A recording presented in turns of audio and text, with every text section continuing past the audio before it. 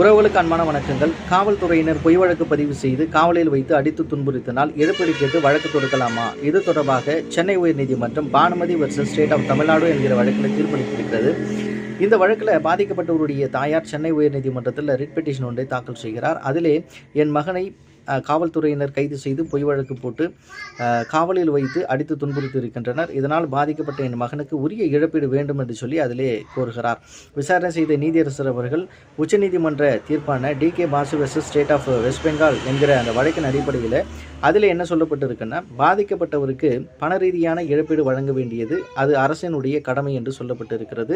மேலும் அதிலே ஒருவரை கைது செய்தால் அவரை எப்படி நடத்த வேண்டும் என்கிற விதிமுறைகளையும் தெளிவாக சொல்லியிருக்கிறது. அந்த விதிமுறைகளுக்கு உட்பட்டு காவல்துறையினர் நடக்கவில்லை என்றால் அதனால் பாதிக்கப்பட்டவர்கள் இந்த இழப்பீடை கேட்பதற்கான உரிமை இருக்கிறது என்று சொல்லி இந்த மனுதாரருக்கு வேண்டிய அந்த இழப்பீட்டை தருவது அரசின் கடமை என்று சொல்லி 3-5 லட்சம் ரூபாய் வரைக்கும் அந்த இழப்பீடை தரலாம் என்று சொல்லி இந்த தீர்ப்பிலே உத்தரவு சொல்லியிருக்கிறது. இதை பற்றி நீங்கள் தெரிந்து கொள்ளுங்கள். நன்றி.